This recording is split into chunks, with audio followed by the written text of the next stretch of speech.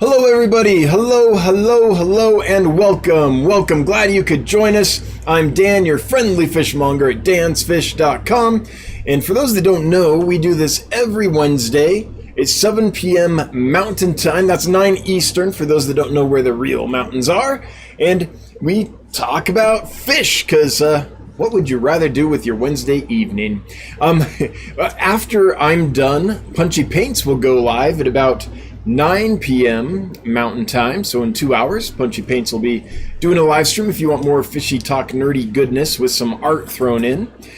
Today we're going to start with our shipping report. We have a very cool giveaway that I'll tell you about. Sound is good? Wait, audio and video good. Okay, cool. All right, good. So the giveaway I think is awesome. I can't wait to get into that with you. And we're going to talk about a sale as well. I never do sales like ever, and I'll tell you why, and then we'll do one. It'll all make sense in a bit. Before I do any of that though, I want to thank everybody who has been reporting how their fish arrive, letting us know if they arrive in good shape or if there's problems or anything. The more feedback we get, the more we know what's going on your end, the better we can fine-tune things as conditions change constantly throughout the year. So thanks to everyone, and especially if you emailed us and let us know what the temperature of the water in the bags was when your box arrived, like the moment they arrived. That's super helpful. This time of year, I think we're doing pretty good. It's cold enough that it's easier to know what to pack. Although there's still some areas. I shipped to one place today that was 85 degrees, or shipped yesterday. So a box arrived today to somewhere that was going to be up to 85 degrees today. So lucky, whoever that is. But anyway, I just wanted to thank you for all those that take the effort to report to us how the shipment does and let us know what they're seeing, and especially what the temperature is. Thank you for making the effort. It's hugely helpful. It's noticed. It's appreciated. So thanks. Let's start with the shipping report as we do every week. So pretty good. We shipped out a ton of orders. The new import got through quarantine, and so we were able to list those for sale at the end of last week, which meant this week we've had a bajillion orders. So lots and lots of fish went out, like as many literally as Mandy, Jonathan, and I could pack went out. So we've spent the last while just packing fish, last few days. And so a lot of fish went out. So far, no one has reported any DOAs or anything like that. We've had one issue that we're slightly concerned about, which is one mini snowball pleco, that's an L471, arrived, and it's alive, but it's not acting as normal, I guess, as we would want it to. So there is one fish that we've shipped out since we talked to you a week ago that we are concerned about. And we'll keep an eye on that. And if anything, if the fish doesn't fully recover in the next couple of weeks, we'll take care of that customer. So far, that's the only one I'm aware of. If you've had any problems with any of the fish you've gotten the last week and haven't told me about it, please feel free to reach out, dan@dansfish.com. Let me know so I can make it right. Or you can list it right here. We're transparent here. We don't mind. If anyone has a problem, we don't mind talking about it. I don't see that as talking dirty about us or anything. If you had an issue, we can talk about it in the chat. You can let us know publicly. We don't mind that at all. We're all about transparency. So you can do that here, or you can do it dan@dansfish.com. In fact, even if you do it here, please also do it at dan@dansfish.com, because that's my business flow. And so I'll be sure to remember if I get an email to follow up on it. If it's a comment, I might miss it or something like that. But so far, I'm very happy, because with all the many fish we've sent over the last 7 days, only one, and it's not even a DOA, it's just a fish of concern. So pretty good. I'm going to talk about a sale we're going to do, and then I'm going to talk about the giveaway, because the hashtag for the giveaway is the same as the code for the sale, so it'll help reinforce things. But I want to talk about this a bit before I do the sale, to explain why we're doing it and why we don't usually do it. So my philosophy on sales, like 20% off or 10% off, or, get 50% off, but the sale ends Saturday, those kinds of things, is that for live animals, I don't like to do them because I don't want to create FOMO, right? I don't want to create fear of missing out. I don't want to do a sale and have someone that isn't actually ready for the animal, for the fish, doesn't have the tank set up, doesn't have the space, isn't ready to take proper care of it, doesn't have a stable environment waiting. I don't want to put something on sale and then have someone be like, they're 20% off, so even though I'm not quite ready, I got to get them now because the sale ends in 2 days, right? And they're selling out, so I'm just going to get them. I just don't think that's a good scenario for a living creature, for an animal. Sorry. I had a really dry nose, so I sniffed some nose spray about 5 minutes before the chat went, and so I'm unfortunately probably going to sniffle for a couple minutes till it all clears through. So anyway, that's why I don't usually do sales. I wouldn't mind for hardware items if I sold like fish food or filters or lights. I'd probably do sales all the time. But this is one reason we've decided that instead of doing sales, we'll just always list the fish at the lowest price we can and still stay in business. Because that way we aren't pressuring people or creating FOMO so people order when they're not ready to properly care for an animal. That being said, we're going to do a sale tonight.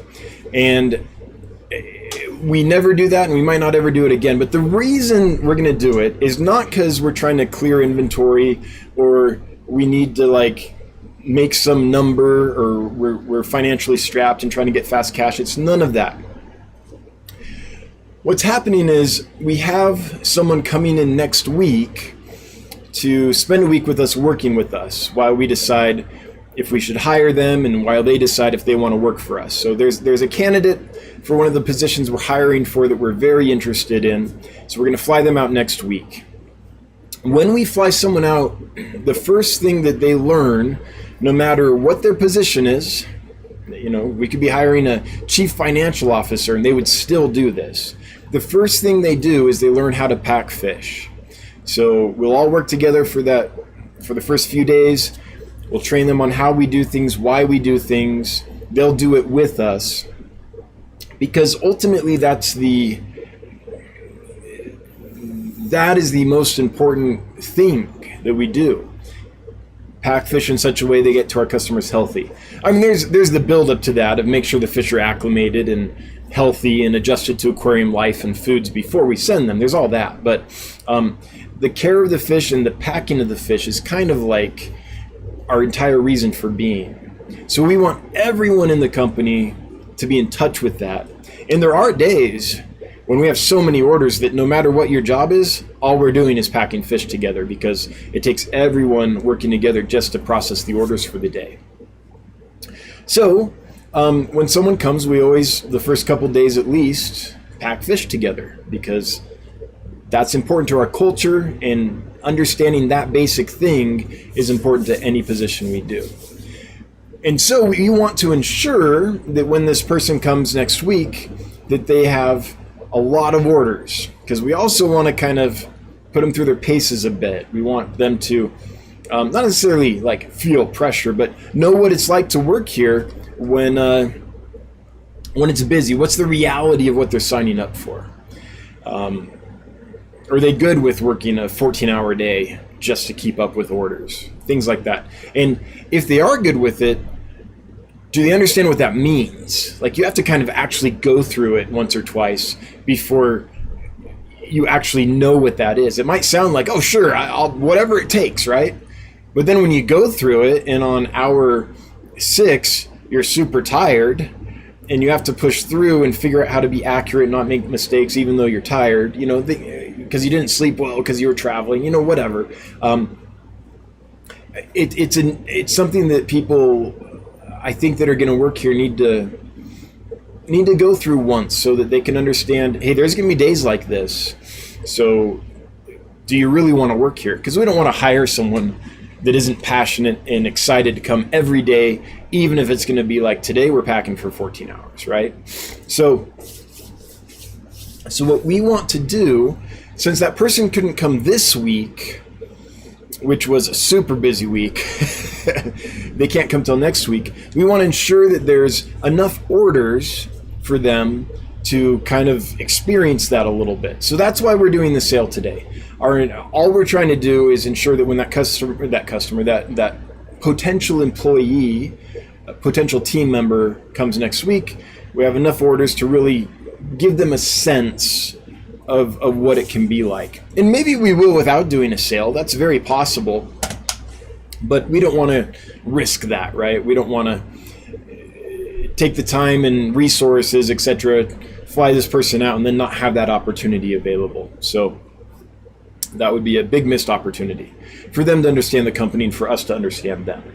So that's why we're doing this. We just want to make sure that we have enough orders to have them understand what it can be like here when it's busy. So that's why we're doing the sale.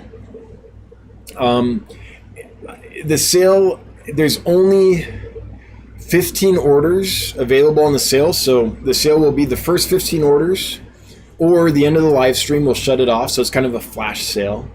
I think that I'm not sure, like maybe we should do 30 or something, but I think there'll be several other orders that come in as well, and I don't want to overpack the week. So we've cut it off at 15, which isn't a ton of orders for a day by any means, but I think if we add that to the normal amount, it'll be enough that they'll kind of get the experience we're trying to give them. So if anyone would like, it's 20% off, which is way more than we ever do, and we'll definitely lose money on it, but it's worth it to us to have this week of working interview be what it needs to be, so we can get the information we need and they can get the information they need. So we're willing to lose a little bit of money to have the interview be as meaningful as possible. Let's put it that way. So it's 20% off, and in order to get that, at checkout you just enter SALE 20, SALE 20, no capitals, no spaces, SALE 20 will get you 20% off until either 15 people have placed an order or the end of the live stream. That's when it ends, whichever comes first. So that's what we're doing, and that's why we're doing it. And I just wanted to explain that because I don't do sales, and there's a reason for it, and I think it's a good reason. I don't think it's the right thing for the animals to do that. And since I am doing one, I just wanted to make it clear why. So that's what's going on. So that is also the hashtag for the giveaway, SALE 20, SALE 20, no capitals. It doesn't matter for the giveaway, but I think it might matter for when you check out on the website. So don't put any capitals in sale. Anyway, it's hashtag SALE 20 will be our hashtag to enter the giveaway. But let me tell you about the giveaway first. This is one I'm really excited about. This one's awesome. It's Swamp Thing is providing the giveaway for tonight. So thank you so much, Swamp Thing. These are fish that Swamp Thing has raised. There are 3 species available, and you can mix and match as wanted, meaning you can get all of one species, 2 of one species, and 1 each of the other species, however you want. So you get 4 fish, as many as you want from each of the 3 species, up to 4 fish. And I believe Swamp Thing said that he can sex them as well for you if you want a breeding group or whatever. So let me talk about the fish that are available, because they are some of the coolest rainbows out there. They're Chilathirinas, which in pet stores and things, good luck finding them. Mostly you'll just see like maybe some Australian rainbows, maybe some glossolepis like Irian reds, things like that. But, well, the easiest way I think to do this is show you a picture that Swamp Thing took. This picture has all 3 species in it in one picture that are being given away. This is Chillatherina Sentaniensis at the top. It's a nice red fish. It takes a while to grow and develop that, but it gets some really nice red on it. And it comes from a super endangered environment like Centani. So it's nice to see that they're being raised in aquariums. This middle one that's in focus really well, this is Chilatherina Fasciata from Clearwater Creek. It has a specific collection location. Look at the nice blues on there. I'll show you some other pictures as well. They get some like orange on the belly as well, at least at one point in their life. I don't know if when they get fully mature, if that goes away and they're just blue or what, but I'll show you some other pictures as well. And then this one is maybe the most popular Chillathirina. I think it might be. This here is Chillathirina alani from Wapoga. They're absolutely stunning. I mean, the fish isn't, the only fish really in focus is the middle one, but you can still see how beautiful that alani Wapoga is. So, if you win, you get 4 fish total, any combination of the 3. You can get 1 of these, 2 of these, and 1 of these. You get all 4 of these. However you want. And Swamp Thing, if I'm screwing anything up, chime in, let me know. I don't mind. Let's take care of it now. But isn't that generous of Swamp Thing to give those away? So here's just a quick Google search for alani Wapoga. Again, this is one of the most popular Chillathirina at all. This is one that sometimes you might be able to find in a pet store just because it is so popular. It's just so pretty. Then here's the Fasciata. Here's one from Clearwater Creek. This is when it has more of the orange on it. And here's another one from Clearwater Creek. Has more of the orange on it. So I'm not sure if that comes and goes or with age, or if it's just a mood thing, or if it's I'm flaring up now. I'm not quite sure. When they go mostly blue versus when they kind of have the yellow-orange on them. But really pretty in all phases. And then here's the Centaniensis, a really, really beautiful red-colored Chillathirina, although it doesn't always only have red on it. It has several color phases. We have the Maju strain, and I've seen them with greens, I've seen them with a lot of red, I've seen them with lots of different colors. But what they're famous for is when they go bright red like this.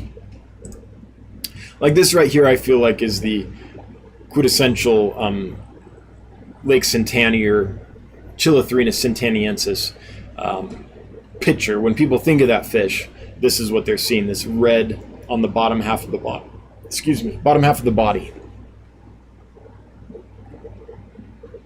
So anyway, that's the giveaway. Isn't that cool?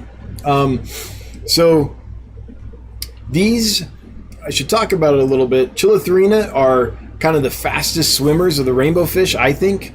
They zip around like little jets. They're long, kind of skinnier fish, compact with a pointy nose. They're built for speed.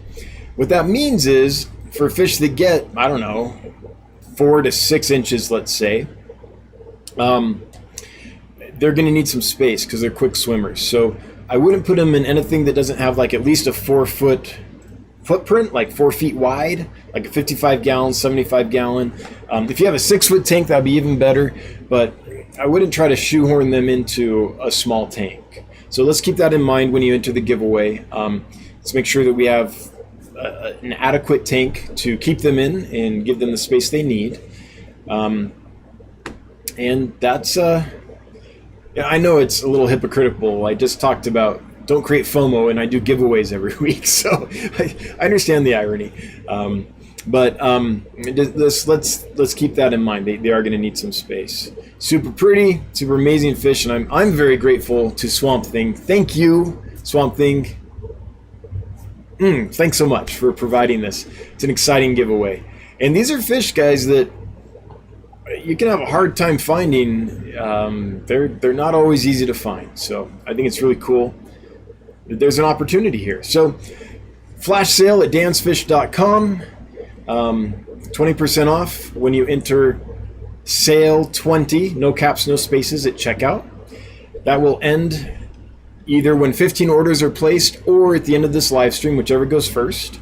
And we have a cool giveaway. So it's quite a night here. Quite a night here. Thanks for joining us. I'm looking here. I think that's all I needed to say. So let's get to your questions and comments. If you have a question or a comment, if you would leave it in the chat, if you would leave hashtag Dan's Fish, like Swamp Thing did here, you got it perfectly. Let's get some new rainbow fish converts. All right, cool. Yeah, so see how when Swamp Thing put the hashtag Dan's Fish there, it turned bright orange for me? That's how my attention is drawn to your question or comment. So if you're new here, hashtag Dan's Fish will get me to most likely see your question or comment. I want to thank my moderators for moderating. The mods be moddin'. Actually, I like that. Mods be moddin'. Hang on.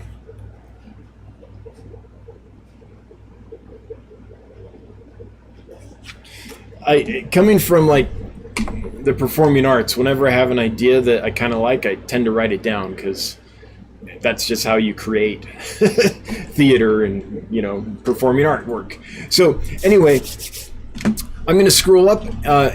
Thanks to my mods for doing what you do, and I want to scroll up here and get to questions and comments. Someone throwing money at us. All right, Stephen P. 2003 Aquatics throwing $10 down. Stephen, thanks so much, or as I like to call you, not Stefan.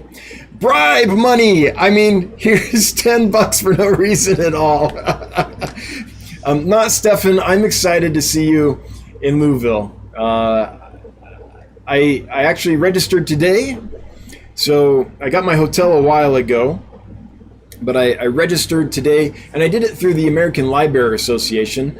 I wanted to do it through the American Killifish Association because that was the first organization I ever joined in fish, and it's been the most influential over my lifetime. So I kind of wanted to give them the $65 to register, but they didn't have a way I could do that. I went to their website to try to do that, and I didn't see a way to do it. And I was afraid if I waited too long to register, I wouldn't be able to, you know, the event would get full or something. So the next three options were the ANGFA, which is the Rainbowfish Organization, the American Cichlid Association, or the American Library Association. I didn't see anything on ANGFA, so I couldn't register there.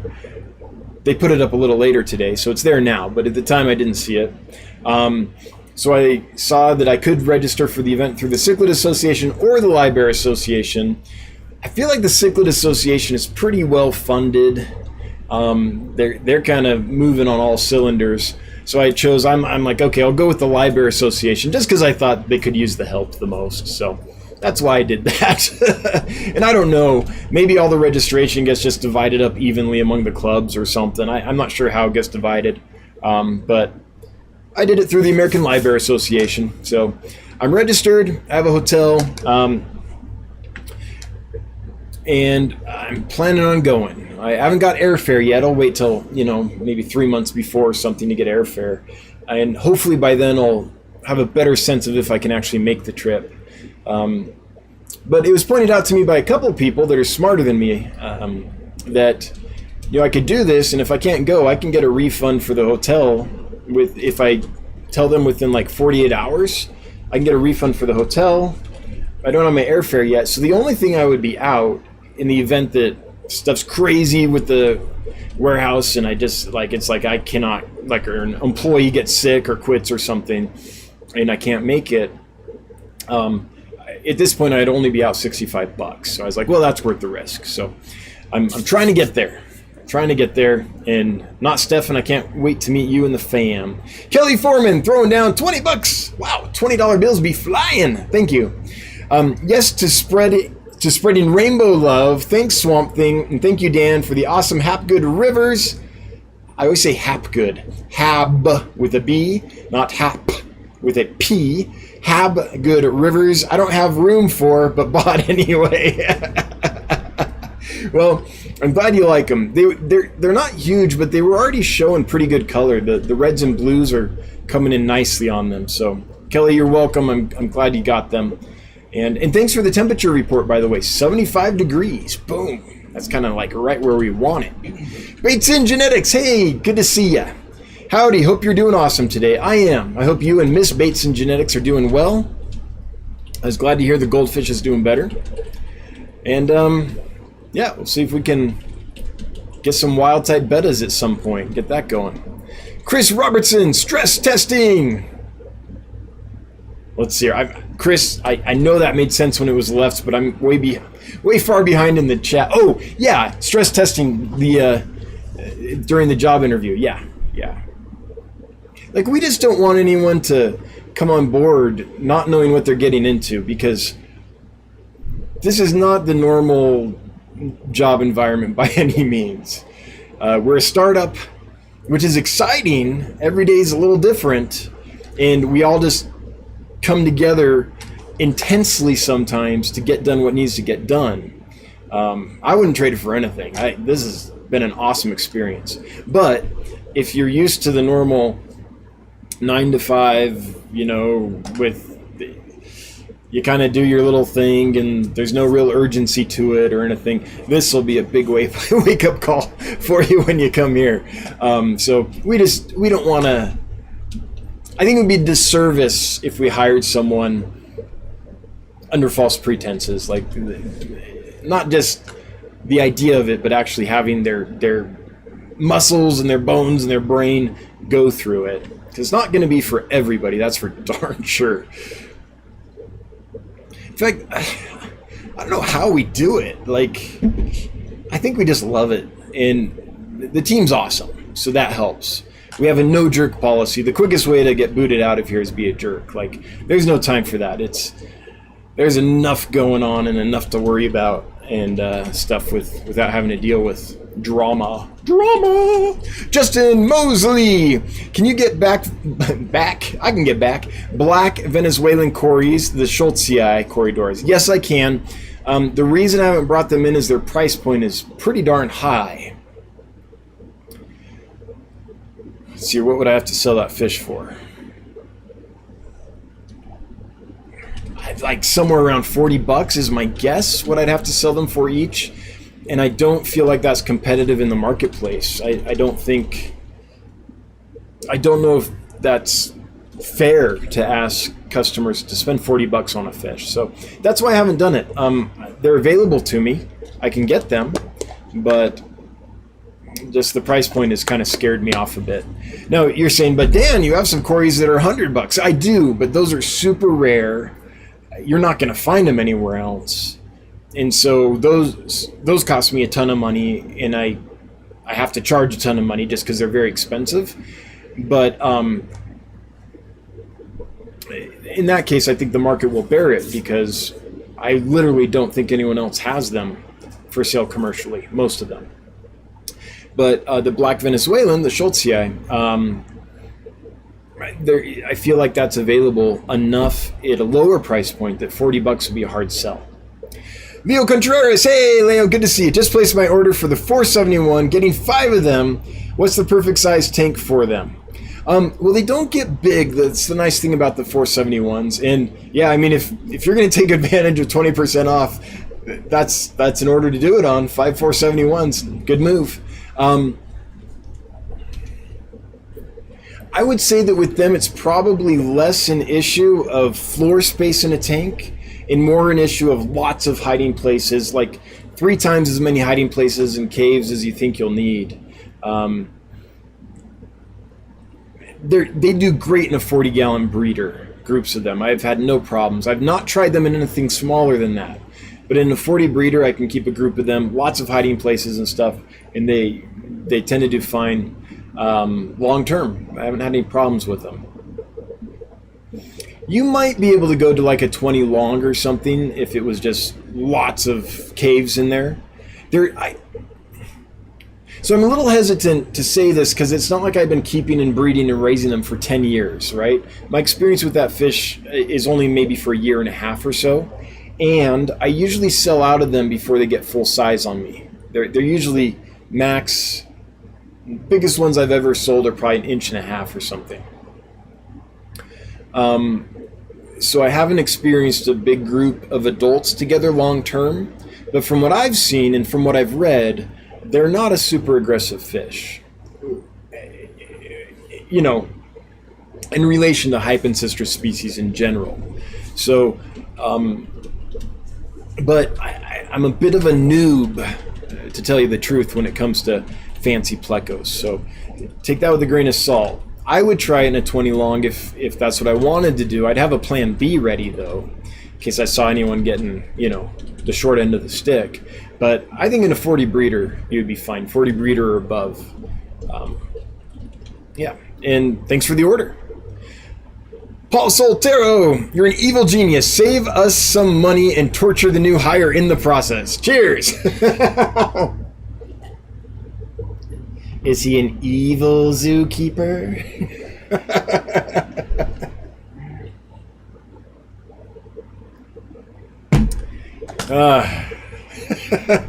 Austin Powers pops in my head.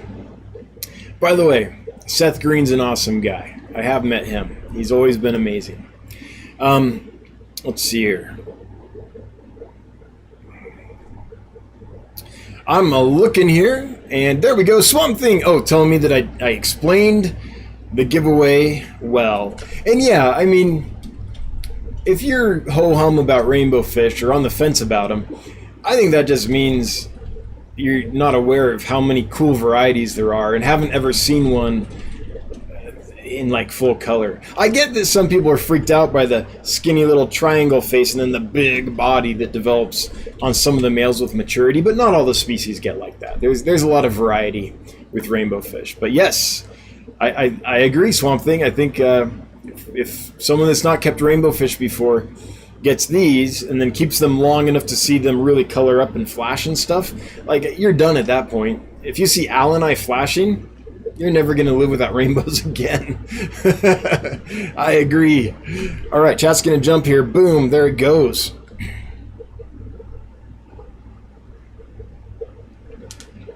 All right, I'm scrolling. Hang on here real quick. I'm just curious. I haven't checked. I wonder if anyone's buying anything. So, 20% sale at dansfish.com right now. I don't know if it'll ever happen again. We don't do sales. But for reasons we explained earlier in the stream, we're doing a flash sale real quick. All right. Oh, yeah. Okay.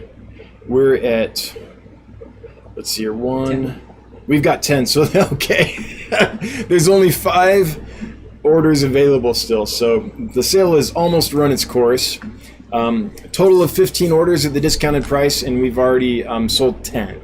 So again, I don't want to create FOMO. It's like, buy now or you'll lose the opportunity. Like, oh, how long have I been on that screen?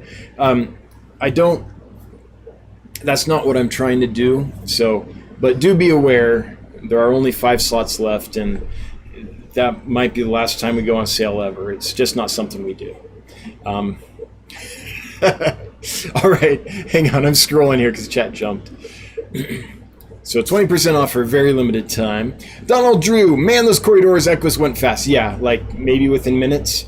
I went to put in an order over the weekend and they were gone. Yeah, I mean, Corridors Equus is a fish that everybody wants. I mean, they are super pretty and they're fun. They're not mean. They're hardy. But they're very hard to get. So when fish like that are available, fish that are in high demand, they go super fast. Another one that sold out super fast was the L174s, ocelots. Little tiny species, only gets as big as a mini snowball pleco. The L174 and the L471 are both the smallest species of Hypensistrus yet known to science. We sold out on those, and we have at least 12 more people that have told us that they want them. Like, when can I get more, right? So there are fish that are just super hard to find, and when they become available, people have been waiting years to get them, right? And so they go super fast. And guys, I hated charging that much for the Equus. I'm sorry about that. That's not something I like to do. But since this year in particular, so few were produced, prices just went way up. So I'm sorry. But thanks for buying them anyway. To grab Dan's attention, please type @DansFish or DansFish. Oh, yep, looks like it does work. Followed by your comment. Yep, that is super helpful. Swamp Thing, I'll make sure the winner has adequate tank space for the rainbows, otherwise they can get another choice. Yeah. Thank you. Thank you for helping with home quality control.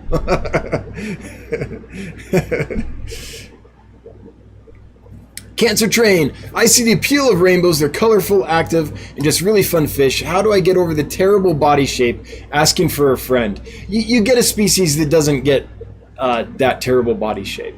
There's lots of them that don't get nearly as much differentiation like that. But, you know, if that's not your thing, it's not your thing. I get it.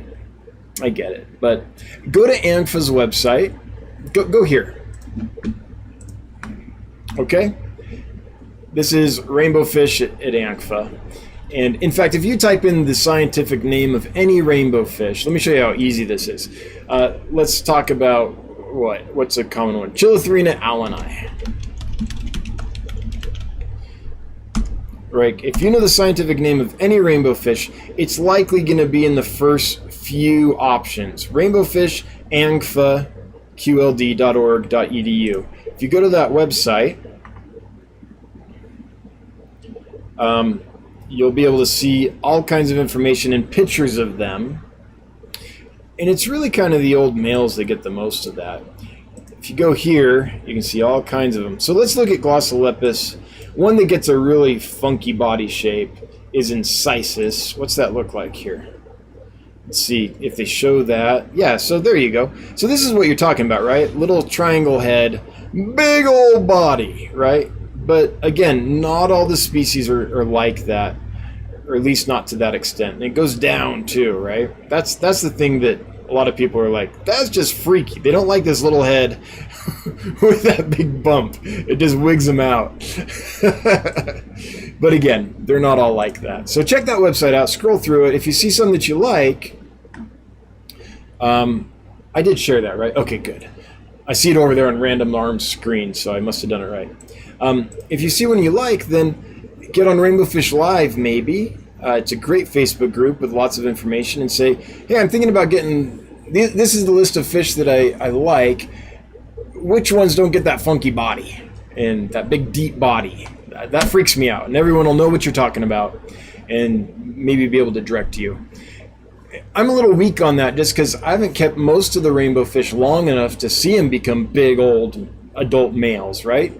Because I'm selling my fish, and usually they sell way before they get to that point. So I know Glossolepis, Incisus does, and I know there's some others that do. Kamakas. I actually like it when Kamakas do that because they get a bright white blaze and it contrasts with the blue, and there's something about the shape when the white's flashing that I really like. But yeah, we're not going to judge you for it. And I would say, Swamp Thing, would you agree with this, or Bentley, or someone else that's kept Chillathirina long term? I would say that in general, Chillathirina don't get as deep a body compared to the head. They tend to be longer and slimmer. Could you correct me if I'm wrong, though? I might be totally wrong on that. I haven't kept a lot of them long term, but just from the way they zip around, I would expect them to maybe be more streamlined when they're adults. But I could be wrong, so please chime in and let me know. Leo Contreras, throwing down... Man, Leo's just throwing the dollars down. Another $10. Got 3 options. We're talking about L471s. Can put them in my 40 breeder with a group of 134s and 10 cardinal tetras. 20 along with cardinal tetras. And move my 333s. Or fluval flex with rominos. Well, at this current size, I think that the 15 would be no problem. They're small little 1-inchers or something like that at this size. 1 1/4, somewhere around there. So, If the 15 gallon is very stable and you're not going to have ammonia spikes and it's mature and, you know, all that, and the water quality is good, then that might be a good option. The larger the tank, of course, the more stable the parameters and everything. But yeah, the 20 long, if it's easy to move the 333s out, then the 20 long might be a good option as well. But I wouldn't put them in with the 134s or the 333s, especially if those are large, if they're adults, until they were like settled in and kind of bulked up and used to your tanks and all that. Then maybe you could try it, but I'd have a plan B ready for sure. I have kept 471s long-term successfully with King Tigers. That's the L66. But the 471s were, I had them for quite a while before that happened, and the 471s were in the aquarium before I put the King Tigers in there. So it wasn't like I had big established King Tigers and then put little plecos in with them. That could be an issue. So anyway, Leo, that's my thoughts.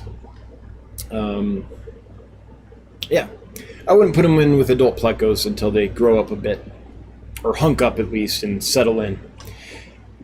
Paul Soltero, see you in Louisville. Yeah, I hope so. I'm really planning on doing it.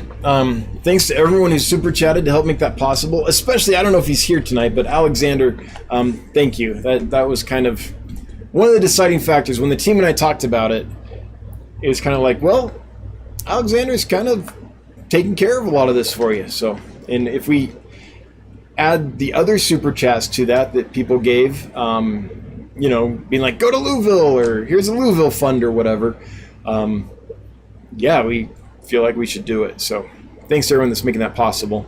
Not that I'm not trying to freeload either. It's not like I'm trying to be like, I'll only go to Louisville if you guys pay for it. You know, that's not what I'm trying to do at all. So don't think that.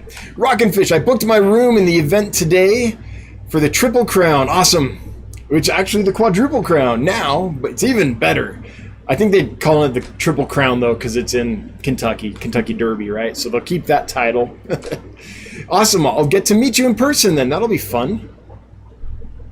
W. Marion. What's looking great in the tanks today? The knife fish, the African knife fish. Okay, how do I describe these? Typically, when you get a knife fish, you can only get like maybe one because they're super aggressive and hate each other. That's not true of this species. And I've had these I've been keeping them for about 8 months or so, and a lot of them are adults. I've never seen aggression. I've seen hierarchy, right? But that's different. Just like, I'm the boss, you will stay in your place. I've seen that behavior, but I haven't seen them tear each other up or anything. I've seen dominant, vying for dominance, but not like hurting each other.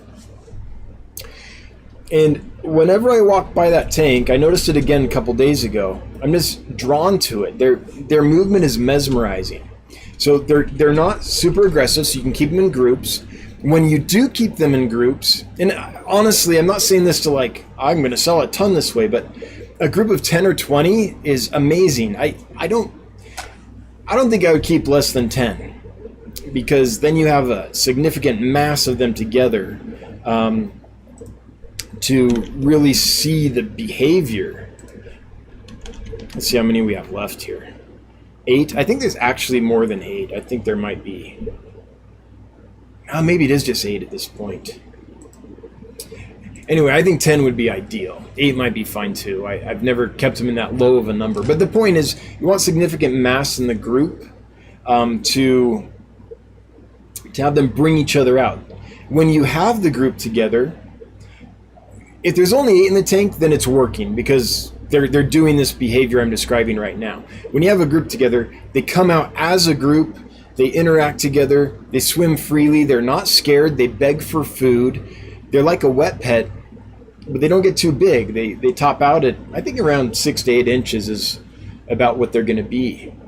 So I really like them. They're fat, they're sassy, they're healthy, they're interactive, they don't get too big, they're not aggressive, and they're such a unique fish. The way they're big fin undulates as they swim, and they swim forward and backward and like a hummingbird. I just love them. So I'm going to say that's the one that's drawing my eye. The hill trouts have been drawing my eye lately. They're big, they're beautiful, and they swim really fast. So that beautiful color, along with their motion, I find just mesmerizing as well. And they're super fun to feed. They get real excited. They'll like clear the water sometimes when they feed. Have a tight lid. But it's like a rainbow trout jumping for a fly. Like they're that active. It's just a ton of fun. And then the last one, I don't know, the Congo spotted puffers have been awesome. It's a good batch. They're fat and happy, and they're super interactive as well. So, I don't know. Those are three that I'm really liking, but that's doing a lot of fish a disservice that are doing awesome, but I'm just not thinking of them right now. Oh, the Bosemani. The Melanitania bosemani from Lake Atinjo. Those are cool. When you have 30 males in a tank and they're big enough to be colored up, that's just awesome. That's a sight. So that's another tank I constantly find myself like stopping at and just being like, dude, whoa. Just sitting there and chilling for a minute.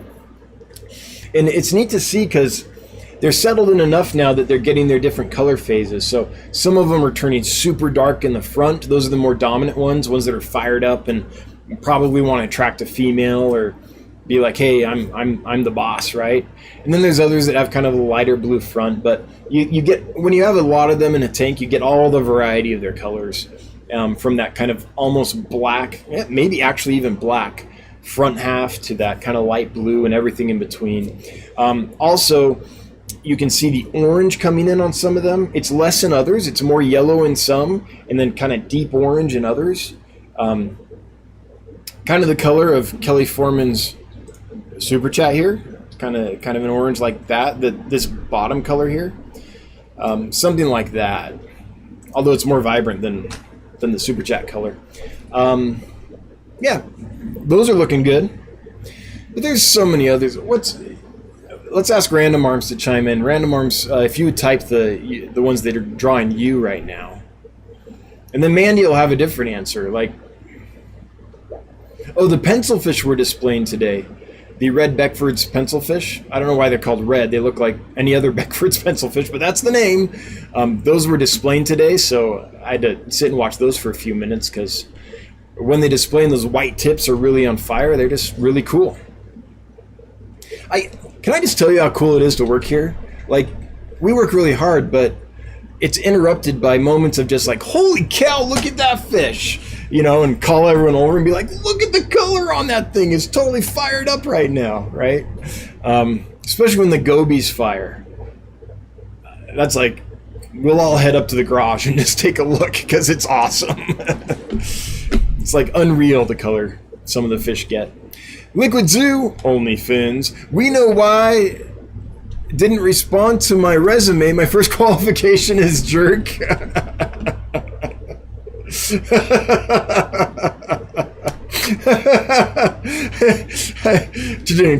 I like that one.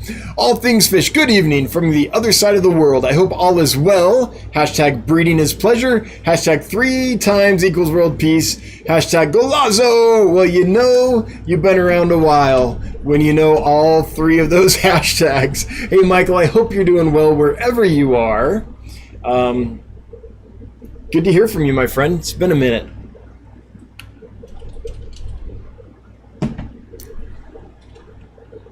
All right, chat's about to jump here. Sorry, guys. Yep.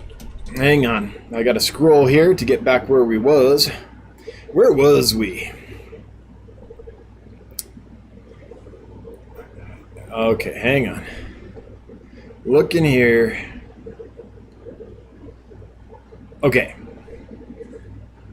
Fish Dreams with the hashtag sale 20 price show up at checkout. Yeah, it should. So hopefully this wasn't confusing people. It's sale 20. There's no hashtag at checkout. It's just hashtag for the chat here. But at checkout, to get the 20% discount, just SALE20, SALE 20, no spaces, no capitals, and no hashtags. So then, yeah, the price, once you enter that, it should show you the price. And it should say it's been applied and all that before you actually pay. So it's been working well for lots of people. Oh, the other thing, Fish Dream Z, is that it might be over. It was limited to 15 orders, and we've probably already hit our 15 orders, would be my guess. So thanks to everybody that participated in the stress test for our possible new employee. Appreciate it. I'm not sure if it's done or not yet, but I would imagine it might. There's one left? Okay, Random Arm says there is one left. Bunny Viper, hi, my albino thread fins arrived today in perfect condition. They're absolutely beautiful. I expect nothing less from you. I posted an unboxing video. Bunny Viper, I'm glad to hear that you like them. And if you think they're beautiful now, just wait till they get the yellows and oranges coming in and get the big threaded extensions on their fins. So these were albino threadfin acaras. Heckelii is the species name. And I'm glad you like them. But I'm telling you, just wait. They're gonna be something else. Mountaintop Puffer Keeper, day 10. All right, let's hear the report. So for those that don't know, Mountaintop Tuffer Keeper, Mountaintop Puffer Keeper is breeding some puffers that aren't often bred in captivity, and is being kind enough to keep us updated every week on the progress, so we can all follow in the journey. Day 10 of the Mekong Puffer Fry batch. Batch of 21 released into a 20-gallon with blackworms, Daphnia, Malaysian trumpet snails, and ram's horn snails, plants and driftwood with vinegar eels, live brine daily, all great. That's awesome. So we've got a batch of 21 little puffers you're raising up from eggs. Doesn't that sound fun? Like that just sounds awesome. Leo Contreras, okay, I think I've answered that one because it came through as a super chat. Thanks again, Leo. Or is it Leo? I don't know. I'm going to go with Leo. It's more fun. Liquid Zoo only fins, no more sales. Oh, they're already taken? Oh, okay. Looks like we are maybe done at this point. UPSer, living the dream. Talking about rainbowfish. Yep, you're hooked once you see them flash during mealtime, after water changes, and during spawning. Yeah. And the other thing, so this is interesting. I've been reading a lot about rainbowfish over the last while, because I tend to do that. Like, when I get a new kind of fish, or before I really get into them, I tend to do a ton of research because it's important to me to take proper care of them and understand them.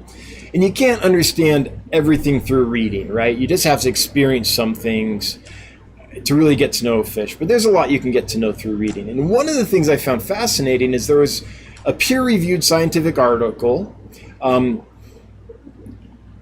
that had studied rainbowfish and found that, yes, they flash when you feed them, they flash during dominance displays, they flash during spawning and all that, but they also flash when they're threatened by a predator. The idea is that if they flash really fast, maybe they can disorient the predator, is the thesis of this study, or the conclusion of the study. So they put rainbowfish in a bunch of different situations and saw how they flashed and when and stuff. And yeah, this was something I didn't realize. Apparently, according to the study, and I don't know if it's been replicated or if 10 more have been done to verify it, or if this is a one-off. Coming from academia, I know you don't always trust a study. Like, anyone can kind of create a study and skew the data to say anything they really want it to say when you get down to it. So you have to make sure it's been replicated and all that before it's really known to be a thing. But anyway, it's really interesting, the idea that rainbowfish will flash to try to confuse predators. Made sense. Don't treat that as gospel, but it was an interesting thing to read about. Forrest Key Kendall, the Corridors Equus arrived alive and well. Thank you so much. Thank you. I appreciate the order. Thanks so much for volunteering to be a temp tester. It was only today, in kind of after we were already we sent a bunch of fish yesterday, and then we'd already packed the boxes for today before we could get to the post office and kind of figure out.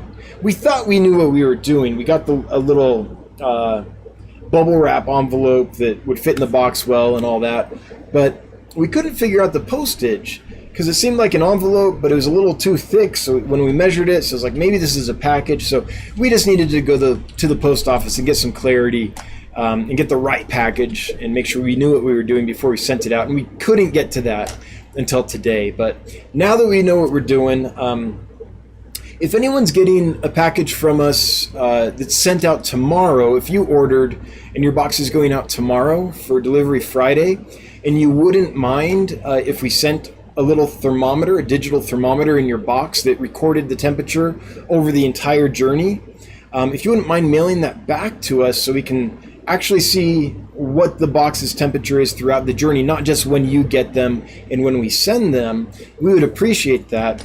It'll be a self-addressed stamped envelope. You won't have to do anything except for take it out of the bag it's in. It'll be in a little padded envelope.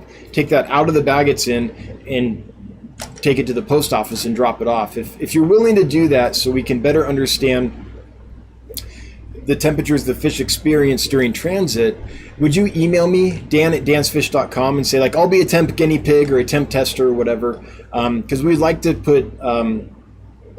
send our 2 thermometers out tomorrow to a couple people. So if you wouldn't mind, that would be appreciated. Anyway, Forrest volunteered to do that, and I just wanted to thank you, Forrest, even though we couldn't take advantage of your offer because we didn't know what we didn't know till we knew we didn't know it. Loveless35. Oh, that sounds horrible. I hope it goes better for you.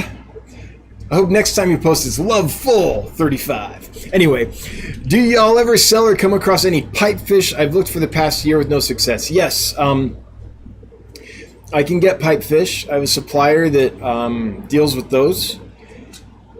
But I haven't yet, just because I'm scared. That's the honest truth. I'm scared they won't travel well. I can take care of them. I've actually tried once or twice to get them in, and I haven't. They never arrived. Not they didn't do well, like they were shorted. So I've tried a couple times, and I have enough scuds that I could feed them and keep them healthy and stuff. But I'm a little scared. So right now, I kind of do like one real specialized fish at a time. And right now I have Congo spotted puffers that like to eat a lot of scuds. So I don't want to get pipefish and Congo spotted puffers and be like, man, now I can't feed everyone properly. So I feed the Congo spotted puffers other fish food as well. They'll eat vibrobites. They'll eat massivore pellets. Mostly I feed them frozen and live foods and stuff to help wear down their beak and things. But like I'll put wood in the scud tank to sink it, and it gets covered with snails and scuds. I'll take that and put that over, and they'll like crunch through all the snails. It's a ton of fun for them. But anyway, I can get them. Loveful35, I'm rooting for you, buddy. But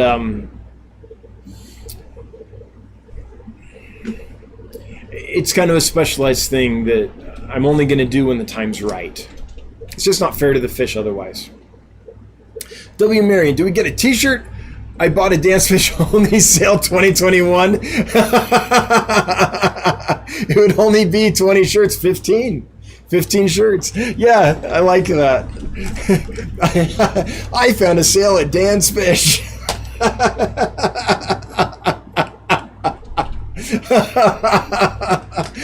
The few, the proud, the ones that got something on sale. Hidden Cities, favorite lesser known hardwater fish, community or oddball. Some of the pseudomugils, the little blue-eye rainbow fish, are really, really cool. But I'm going to go with, what's it called? It's the diamond killifish. Is it Xena? Let me see if I can find. There it is.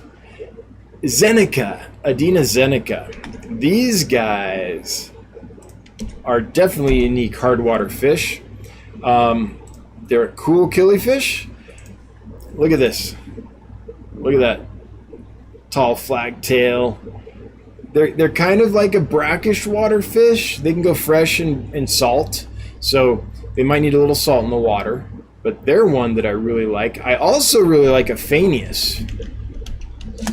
So here's a Phaneus. Let's go with Mento. That's probably the one that you can find the easiest and is one of the prettiest. So this is a Phaneus Mento, like super hard water. Can take it cool, can take it hot. So the Phaneus genus is like in the Mideast, in North Africa, really extreme desert, crazy hard water, like desert spring type environments. This is one of them. It's a beautiful fish. It's a dark fish with light dots all over it. In fact, it's a great example of, is it convergent evolution or divergent? I think it's convert. Yeah, can't remember. But compare that to Australibius nigripinus. Here it is. Compare that to this one. So this one is from South America, like Argentina, Uruguay, that southern Brazil maybe. This is an annual killifish from down there.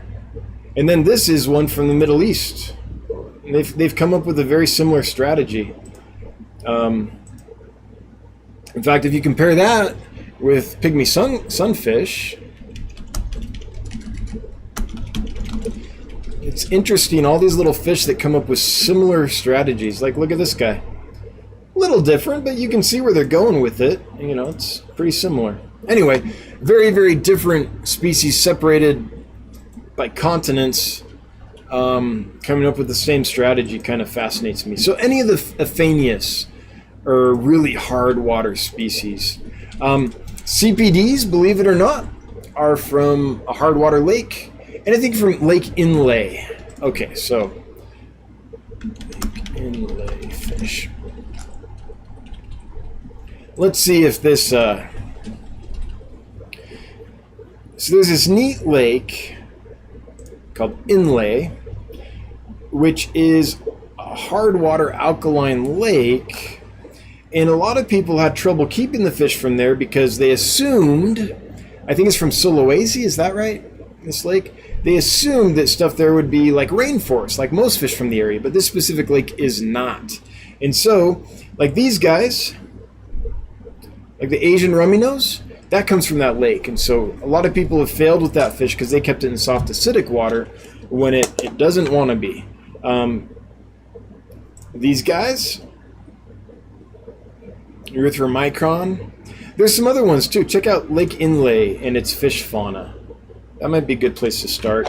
A lot of the Sulawesi lakes are hard and alkaline. So a lot of the, well, let me show you. Sorry, I didn't mean to switch screens just so you can see me put lip balm on. That was not the plan. I have something to share with you. All right, now we can proceed. I'm a weirdo. All right, so let's see here. Matano. These guys, Oryzius matano. These come from a very hard alkaline lake. So does the Oryzius profundicola.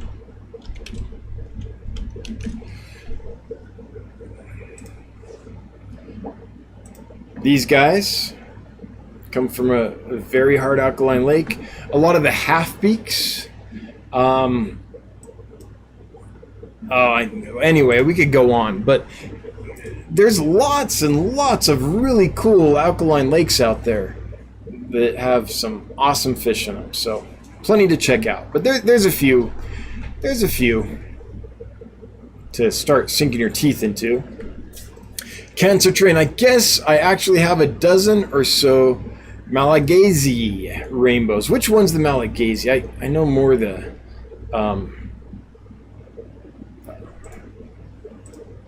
Malagasy rainbow. I know more of their scientific names. Malagasy Rainbow Frog. No, thank you. Malagasy Rainbow. Man, it really wants to show me this frog. Do you know the species name, the scientific name? That would be helpful. This just wants to show me this frog, which I suppose is a pretty cool frog. I mean, check it out. We're not going to go on a tangent, but I mean, that's cool. Never seen that before. Let's see here. Captain Savage Aquatics. How many rainbows do you think I can go in a 75-gallon on average? I know it depends on size. Was just curious of your thoughts. Well, like Wapoga Alani. Sorry, Alani Wapoga. I got that backwards. That Swamp Thing's given away. Those are going to top out at what, around 4 inches, maybe 4.5. They're not a massive fish, and so I would say in a 75-gallon full-grown, a school of 8 or so. Would, I mean, depending on your maintenance and all that, but easy maintenance, you know, not too overcrowded, I think 8 or so would look great. Yeah, depending on how much you change water, you could go with some more as well.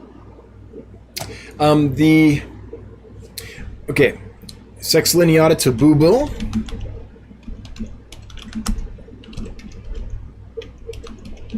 These guys are going to top out at about 2.5 inches, so you can get quite a few of them, and they are pretty. Like, this is not an exaggeration.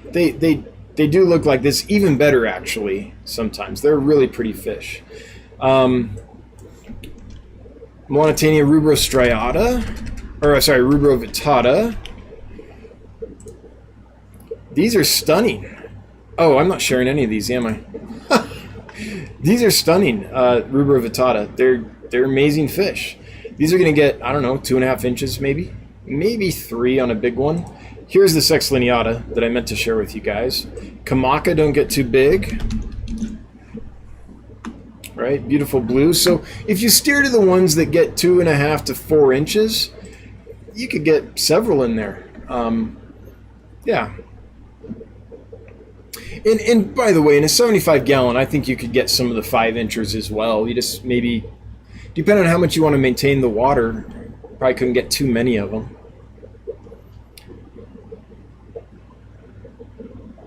Liquid Zoo only fins. Have you seen Stefan P 2003 Aquatics' video on guppies? I think I've seen. I might be behind on a couple. Yeah, actually, I think I'm about 3 weeks behind on pretty much everyone's videos. Like at least. So I don't know if I've seen anything that Not Stefan's done in the last few weeks, but I've seen several videos that were done on guppies. Maybe it was Endlers. I get them confused, but yeah. Every one of Not Stefan's videos makes me want to, like, I don't know, not necessarily get the fish, but watch more Stephen P. 2003 Aquatics videos. Does a great job. Kelly Foreman, Chillathirina blairi get the small head and big body. Oh, okay. Yeah, that's true. Actually, I have seen that. The Alani are a good choice. Yes, thank you for saying that. The blairi I have seen. Big adults. John Neiman's has them, or had them. I haven't been to his place in a while, but big old adults. Yep, little head, big old body. I remember that. Leo Contreras. So best putting a 20 long than with just the tetras. Yeah, I mean it's a little more stable water parameters because you have 5 gallons more. Honestly, the 15 would probably be fine when they're small. It's just a question of which tank will be more stable. And since the 20-gallon long is more water volume, I'm just guessing it might be a little bit better for them. But I don't think they're a super sensitive fish either. They're, they need well-oxygenated water, and they're a hypencystrus, but I don't think they're particularly sensitive. I can also buy a 40 breeder and add my extra sponge that is seasoned. Honestly, if the 20 long or the 15 has been up and running for a long time, it's probably safer to put them in there than get a new tank, even if you move, a sponge in there or whatever, especially right after shipment. New tanks, even when you put in seasoned material and everything, there's still a question mark there, right? Until it's up and running and mature. There's still things shifting around till the tank's really settled. So I would rather see them in the 20 long or even the 15 than in a new 40 with seasoned media. Cancer Train asking if I drink bourbon. Since this is kind of like a family channel, and I want anyone of any size, any age is what I meant to say, or belief system or whatever to be able to participate. I'm not going to talk about alcohol on the channel. Cancer Train was also wondering, so Madagascar Rainbows? Oh, is the Madagascars is the Malagasy, or how do you say that? Okay. Malagasy, thank you. It's good to have a random arms at your side. Yeah, I really like the Madagascar Rainbows. I've kept them lots of times, and it takes a little time. You have to be patient with them, but they get beautiful. They're great fish. An honorary rainbow. Did shipping prices go up? Nope. Well, I think I raised them from like $29.50 to $29.95, so they went up 45 cents. I should raise shipping prices because they've gone up a ton for me. But shipping's kind of the biggest barrier to entry, I think, for people to order fish online from a place like my store. And so I've decided for now to lose a little bit of money on each order rather than raise the barrier to entry. So I actually lose money on every shipment that I do. And we know the actual number. We've calculated how much that is per order. And we've determined that it's better to do that than, raise that barrier to entry. So they've been going up, yes. In the cost of shipping fish to me, of importing fish or sourcing fish, that transport, that's gone up as well. Everything's going up. Yep. Bunny Viper, by the way, the Empire Gudgeons are growing well and seem more colorful by the day. Yeah, they take a little time, but when they flare, they really go. I absolutely love them. They have such interesting behavior. They have lots of caves to dart through. That sounds awesome, Bunny Viper. And I think I watched a video. Oh yeah, I think I went to your channel to see the unboxing, because I like to see how things go on the other side, right? I learn a lot watching the unboxings. And I think there was an Empire Gudgeon video there, so I saw them. Was that today? That might have been today, actually. The days all kind of combined for me. It's like, tomorrow's the same as today, the weekend's the same as the workday for me. But I'm glad to hear that, and just wait till they grow a little more and get the big nuchal hump. They're going to start firing on all cylinders, and if you think they're nice now, just wait. They'll get better. Donald Drew, how big are the knife fish? How big will they get? I have some right now that I'd say are 4 inches and some that are 8 inches, and I think they're going to top out at about 8 inches.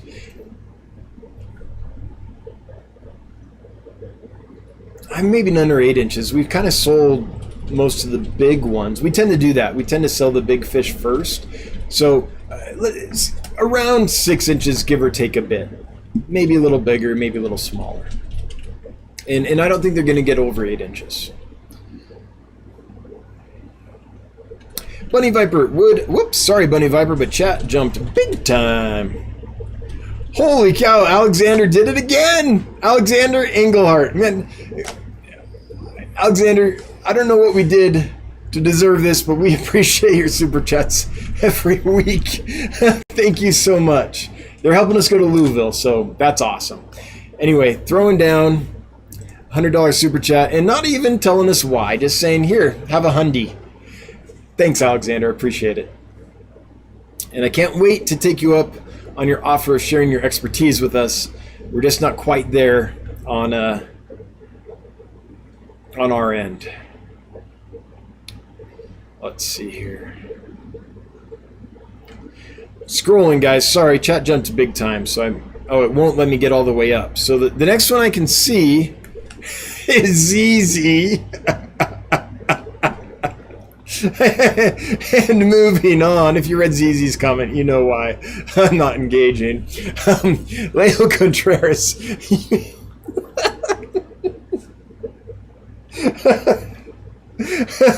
Oh, that got my funny bone. Leo Contreras, you can send it with mine next week if you need another one tested. Cool. I'm going to write that down. Leo Contreras. Temp test. And hopefully I'll remember. I really only kind of... My email's my workflow. My notes often get lost, but we'll see. If we can send them both out this week, they might not be back by next week. But I appreciate that as like a plan B in case we can't send them both this week. Punchy Paints, leaving the website there, dan@dansfish.com. Sorry, the email where you can contact me. Okay, Mr. Idol Singh, 15 people's wallets sailed away after the never-before-seen sale at Dan's Fish. Yes. My shirt should say, I just missed the Dan's Fish sale. That's right. 15 people get a I found the Dan's Fish sale t-shirt, and everyone else gets a I just missed the Dan's Fish sale t-shirt. I like it. Howard Aquatics, I just started a live Daphnia culture to feed my rainbows, and they go crazy for it. Good for you. Live foods are the best. Like, hands down, anytime you can do live food, I think that's awesome. And Daphnia are a great one because they aren't like real fatty and stuff, so you're not going to bloat them out or anything. I mean, there are a lot of fiber, so don't overdo it, right? Because, you know, fiber does to fish what it does to people, but it's a pretty darn good one. Is Bentley Pasco here? I see someone talking to Bentley. There he is. Hey, Bentley, good to see you, my friend. Hope you're doing well. All things fish. What's the most underwhelming fish that you've kept? A fish you were super excited about and then thought would be awesome, but was a bust or a major bore once you finally got it? Yeah. Oh, that's hard for me because I kind of like... People are like, what kind of fish are you into? And I'm like, the ones that swim. I kind of like them all. The ones with gills. But let's see. I can't think of a fish that's in that category. I can think of fish that came in poor quality that I was really looking forward to. And then just like the person shipping them to me, you know, didn't ship them properly, and so they arrived in poor shape. That's more of the kind of bummer I get. But hang on.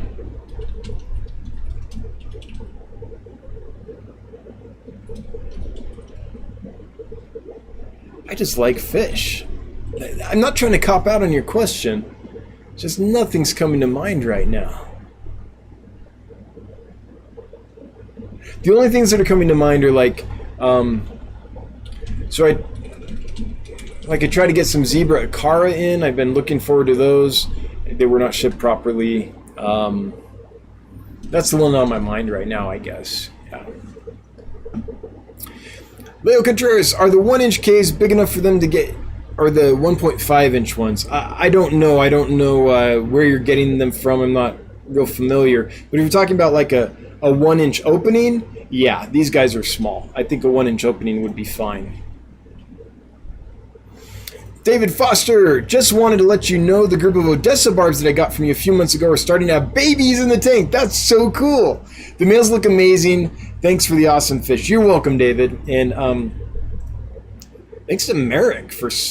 Merrick bred those and raised those. I was able to source them from Merrick. And anytime you can get like hobbyist bred and raised fish, it's just a world of difference.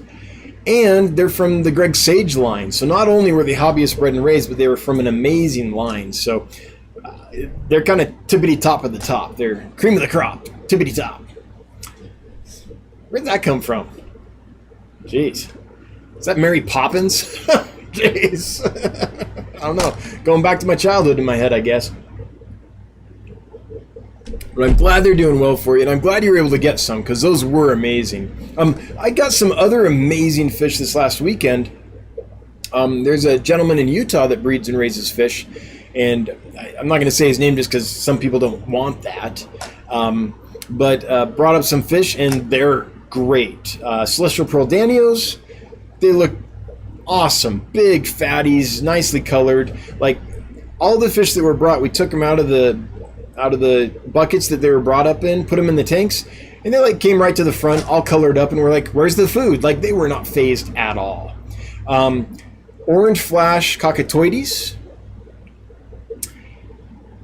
and orange Venezuelan cories. So I sold this person some of the cories and some of the CPDs a little while ago, and they bred a whole bunch, and now I'm buying them from them, which is kind of the best case scenario. That's like feels full circle, right? I hope we can do that too with some of the really endangered, like, and hard to find cories and plecos and rainbows. Plecos need our help big time. Rainbows need our help big time. Cories, I'm not as familiar with their habitat and situation in the wild, but a lot of them are just super hard to get. So this person went home with some rare corridors, and so hopefully we can get some of those producing.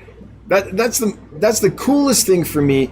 So fish breeding is my true passion, right? I love breeding and raising fish.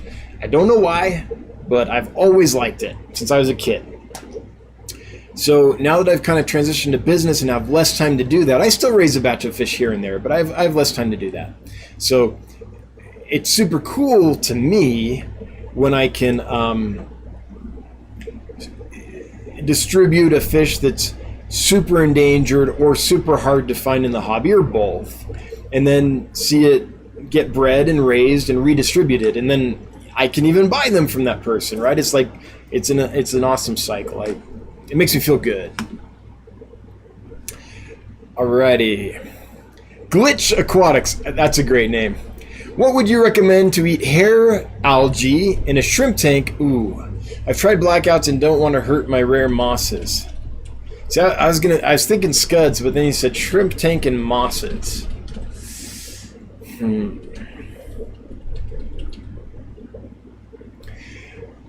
Okay, with the caveat that I've never tried this, it might be worth trying some flag killifish, Jordanella floridae. I think you know what I'm talking about, but if you don't, American flagfish is what they're often called. These guys, they're really pretty. They're good algae eaters, but they're probably going to eat your shrimp too. So you might need to move the shrimp. What can go with shrimp and eat hair algae? Like, all the fish I know that'll do it will eat your shrimp. The scuds will outcompete your shrimp. Okay, if this was my tank, here's what I would probably try. I don't know if it's a good idea or not, but here's what I think I might try. Like, maybe you have a bajillion shrimp and you can't get them out or whatever, I don't know, but if you could, what I would do is remove the shrimp to another tank. I would put in an army of scuds. Once the algae was all cleared out, you don't want to leave them in too long because they'll eat your moss. But I think they'll eat your algae before they eat your moss. So again, I don't know if this is a good idea, but this is what I would try. I put them in. Once they ate the algae down, I would treat it with Dimilin X in a heavy dose. That would kill all the scuds. I'd do a few water changes. I would run carbon in there. I'd do whatever I had to do to make sure all the Dimilin X was removed.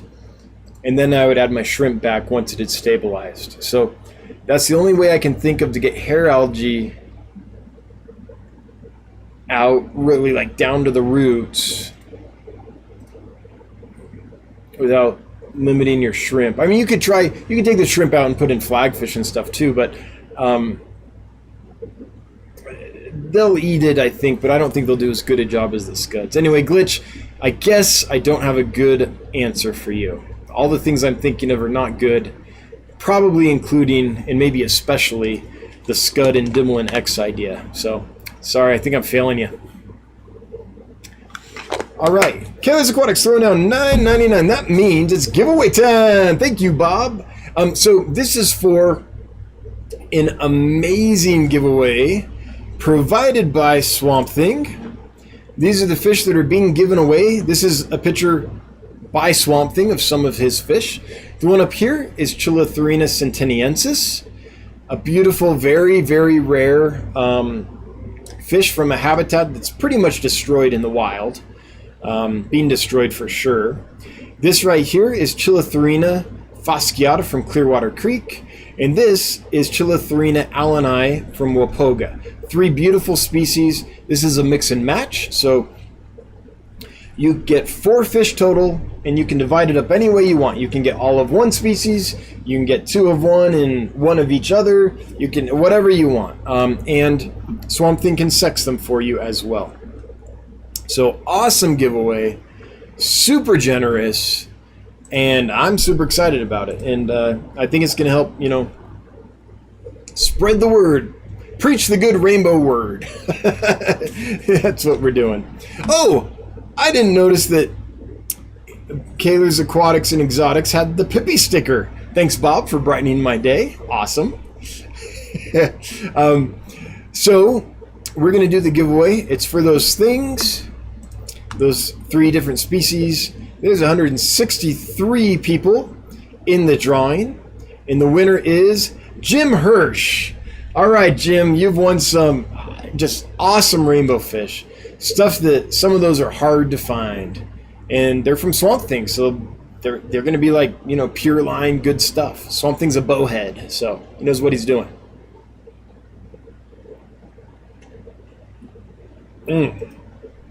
Excuse me.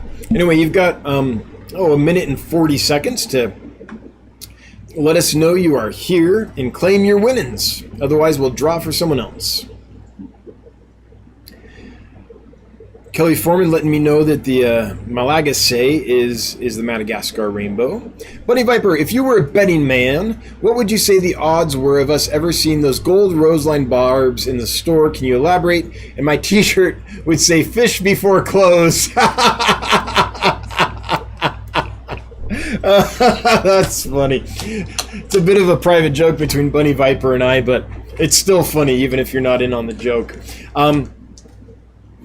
I would say that I try to order them every time I order from that supplier. They're going to come in again. I just don't know when. That's one of those items that everybody wants, and there's only a few available. So I only know of one person that's breeding them and distributing them right now. There might be more, but I only know of one. And the whole world's trying to get them from that person. So anytime I can get them, they've been able to do me a bit of a favor and, hold some for me, basically. So it's a rough fish to get, but I've got them twice before, and I will get them again. It's just I cannot know when. All right, Jim is here. I am here. Thanks, Swamp Thing. I agree. Thanks, Swamp Thing. Appreciate it. Jim, congrats.